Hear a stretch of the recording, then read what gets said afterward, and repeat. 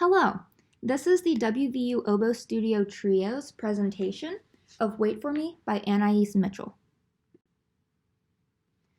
In March 2020, the Oboe Studio took a trip to New York City.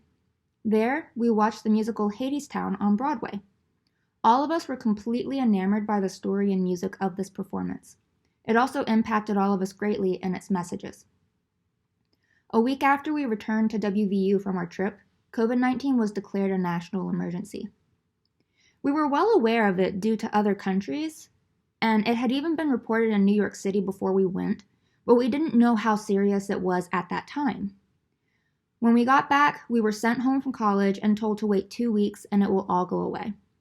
But of course, we know now that it definitely did not. And we had to learn how to live in a way we were totally unaware of. The message of hope that Hadestown brings was ever present in our minds during this dark time.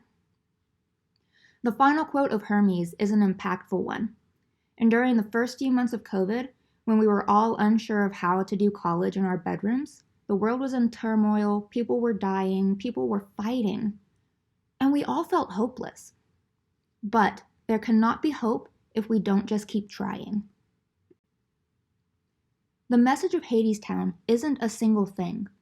There are many layers to this story, and every one of us who watch it takes something different away.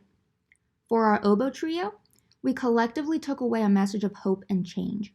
As the season of the story is the transition of winter to spring, the message of change and hope is heavily influenced through not only the songs and dialogue, but the settings as well. The reason we chose the song Wait For Me is because it is a song of waiting and hope, and this is synonymous to our current situation.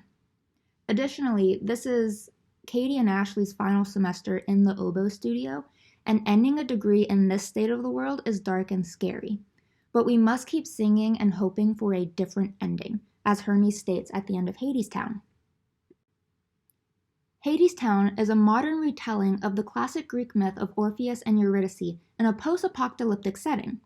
It is a story of parallel loves, the young and full of life love of Orpheus and Eurydice versus the decaying love of Hades and Persephone.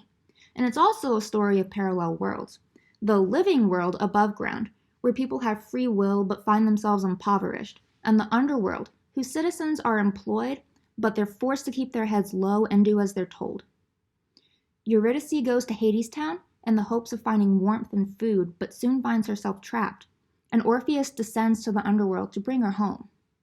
Enchanted by Orpheus's music, Hades allows him to take Eurydice and go, under one condition. Eurydice must walk behind Orpheus, and he cannot look back at her until they reach the surface. In the scene that is presented in the symposium, Eurydice has just gone to the underworld, and she called for Orpheus, but he was too busy working on his song to hear her. Now when he seeks her out, she is nowhere to be found. Hermes then tells Orpheus that Eurydice's departure was his fault, and the only way to get her back is to walk the long and hard road to Hadestown. We want to give a special thanks to the vocalists Dolan Halkias and Jawan Johnson, the Double Reed Studios, Jason Zay and Dr. Joshua Swiger for helping us record, and then the College of Creative Arts Operations for helping us set up the time and a location in order to record this. Thank you.